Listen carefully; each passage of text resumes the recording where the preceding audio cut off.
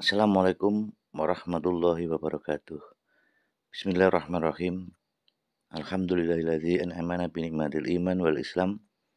Wa nusalli wa nusallimu ala khairil anam wa ala alihi wa sahbihi ajmain ma ba'du. Alhamdulillah kembali bertemu di channel Besar, dan pada kesempatan kali ini saya sedang perjalanan menuju ke Makom Kanjeng Sunan Kalijaga, yang mana makam dari Sunan Kalijaga ini masih satu komplek dengan Masjid Agung Demak. Lokasinya persis terletak di Desa Kadilangu, Kabupaten Demak, Bintaro, Jawa Tengah. Sekedar informasi saja bahwa jikalau Anda ingin ke makam ini, banyak yang berziarah biasanya pada hari Jumat Pon atau Jumat Pahing dan Kliwon, karena pada hari itu makam, pintu atau cangkup makam akan dibuka. Dan dari itu, jikalau memang para berziarah ingin bisa masuk ke makam, bisa hari yang saya sebutkan tadi. Kawasan ini sendiri terdiri dari beberapa pintu masuk untuk akses ke peziarah. Jika ingin langsung mengunjungi makam, Anda dapat berjalan mengikuti lorong yang berada tepat di sebelah masjid, dan Anda harus mengisi buku tamu. Ada juga kalau saya lewat kesempatan ini lewat pintu samping, tepatnya langsung menuju masjid, yaitu masjid peninggalan Sunan Kalijaga, dan kemudian saya mengikuti lorong sampai nanti pintu makom, barulah masuk ke kanan. Ada yang menarik bahwa di makam ini ada sebuah batu atau monumen yang di situ bertuliskan Selo Palenggahipun Kanjeng Sunan Kalijaga, atau batu tempat duduk Sunan Kalijaga terlihat berada di tengah sana, dikelilingi tembok yang pendek. Batu ini digunakan sebagai tempat duduk Sunan Kalijaga ketika memberi wejangan pada para muridnya. Sunan Kalijaga lahir pada 1450 Masehi dan dipercaya berusia lebih dari 100 tahun. Dan beliaulah yang mendirikan Masjid Agung Demak, Masjid Agung Sang Cipta Rasa Cirebon, dan sebagainya.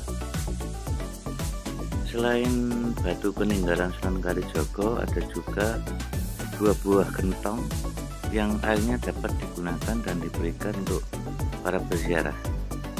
Air tersebut berasal dari sungai yang tak jauh dari makam, namun pada prosesnya harus diendapkan terlebih dahulu dan disterilisasi agar layak untuk dikonsumsi. Kedua gentong tersebut yaitu padasan tempat air wudhu dan pedaringan tempat beras.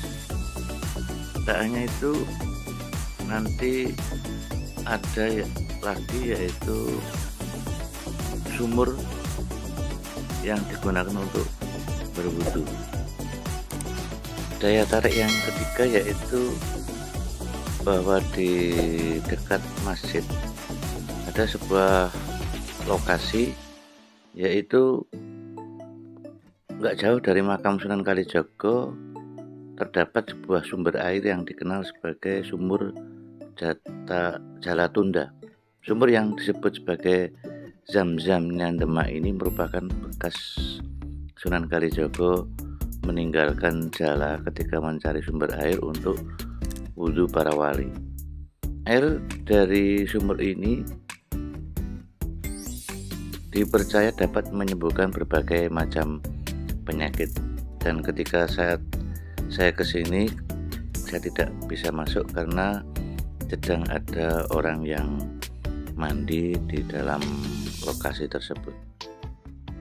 Itulah 3 daya tarik yang lain di makam Sunan Kalijaga ini, dan kita lanjutkan perjalanan bahwa di sekitar makam Sunan Kalijaga kita juga bisa menemukan beberapa makam, yaitu Mpo Supo dan kemudian adik ipar Sunan beserta Joko Suro, Panembahan Pengulu, dan banyak lagi makam-makam para ulama yang dimakamkan di area Kadilango ini.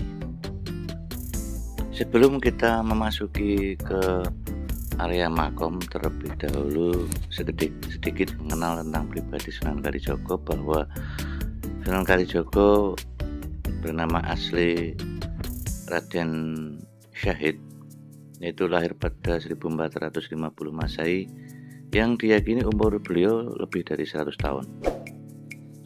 Sunan Kalijogo dapat disebut sebagai manusia 3 zaman karena beliau hidup pada 3 masa pemerintahan, yaitu pada zaman Kerajaan Majapahit, kemudian Kerajaan Demak, dan yang terakhir Kerajaan Pajang. Pada periode tersebut beliau tak hentinya melakukan penyebaran agama Islam bersama dengan Wali Songo. Di kala itu penyebaran yang dilakukan beliau yaitu melalui budaya dan seni, dan ini adalah pintu masuk menuju ke makom. Pada saat saya datang, karena masih berjamaah, maka masih ditutup, dan ini adalah situs resmi yang dari pemerintahan Demak. Dan kita lihat tadi yang saya terangkan tentang sebuah batu, itu lokasinya, dan untuk gentongnya sendiri berada di dekat makom.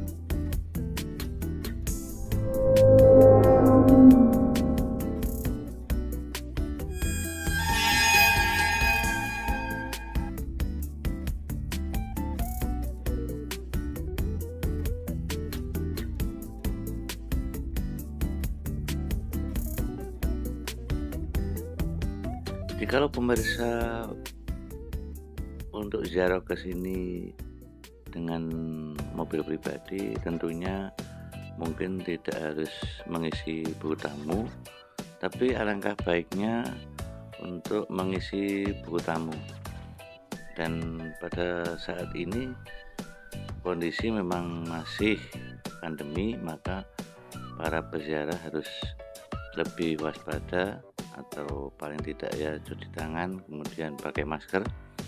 Dan ini adalah pendopo. Nah, kemudian kita langsung menuju ke pintu masuk. Sambil kita berziarah, sedikit saya mengulas tentang Raden Said, yaitu salah seorang perampok yang mengambil hasil bumi di gudang penyimpanan hasil bumi kerajaan.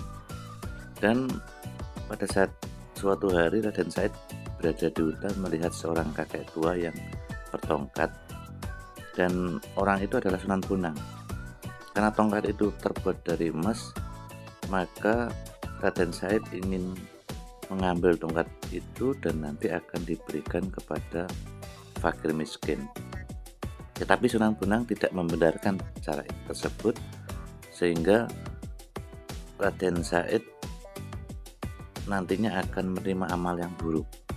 Lalu Sunan Bonang menunjukkan pohon aren emas dan mengatakan, bila Raden Said ingin mendapatkan harta tanpa berusaha, maka ambillah buah aren emas yang ditunjukkan oleh Sunan Bonang.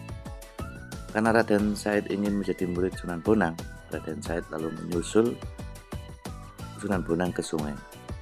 Dan akhirnya Raden Said ingin menjadi murid Sunan Bonang, dan kemudian Raden Said bersemedi untuk menjaga tongkat yang ditancapkan oleh Sunan Bonang di tepi sungai. Dari itulah kemudian beliau menunggu selama 3 tahun, barulah tongkat yang ada di sungai tersebut ditunggu oleh Sunan Kalijogo. Dan singkat ceritanya, Sunan Bonang pun akhirnya membangunkan Raden Said yang menjaga tongkat di tepi pantai yang hampir kurang lebih 3 tahun. Dan karena banyak sekali rerumputan yang menutupi Raden Said, kemudian Raden Said diganti namanya menjadi Kalijogo.